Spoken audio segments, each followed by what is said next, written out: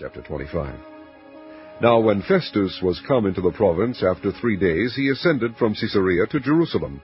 Then the high priest and the chief of the Jews informed him against Paul, and besought him, and desired favor against him, that he would send for him to Jerusalem, laying wait in the way to kill him. But Festus answered, that Paul should be kept at Caesarea, and that he himself would depart shortly thither. Let them therefore, said he, which among you are able, go down with me, and accuse this man, if there be any wickedness in him. And when he had tarried among them more than 10 days, he went down unto Caesarea, and the next day, sitting on the judgment seat, commanded Paul to be brought.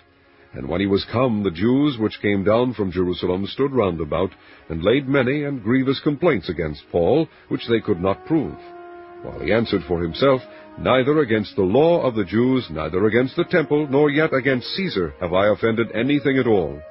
But Festus, willing to do the Jews a pleasure, answered Paul, and said, Wilt thou go up to Jerusalem, and there be judged of these things before me?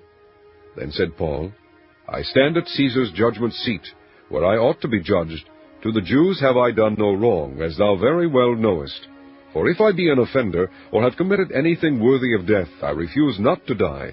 But if there be none of these things whereof these accuse me, no man may deliver me unto them. I appeal unto Caesar.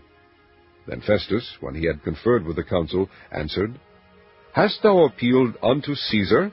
Unto Caesar shalt thou go. And after certain days King Agrippa and Bernice came unto Caesarea to salute Festus. And when they had been there many days, Festus declared Paul's cause unto the king, saying, There is a certain man left in bonds by Felix, about whom, when I was at Jerusalem, the chief priest and the elders of the Jews informed me, desiring to have judgment against him.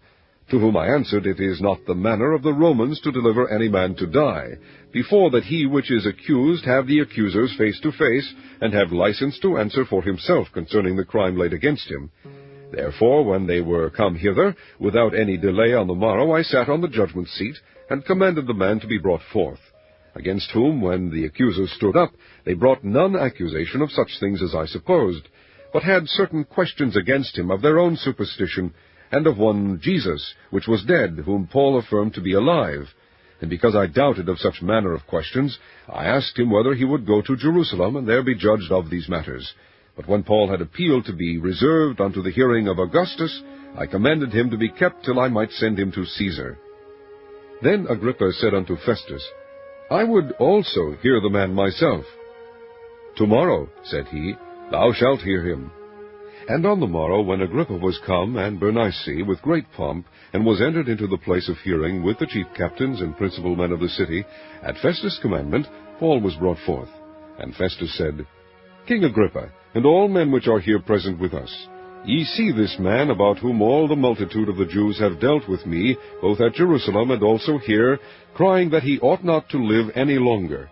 But when I found that he had committed nothing worthy of death, and that he himself hath appealed to Augustus, I have determined to send him, of whom I have no certain thing to write unto my lord, wherefore I have brought him forth before you, and specially before thee, O King Agrippa, that after examination had I might have somewhat to write. For it seemeth to me unreasonable to send a prisoner, and not withal to signify the crimes laid against him.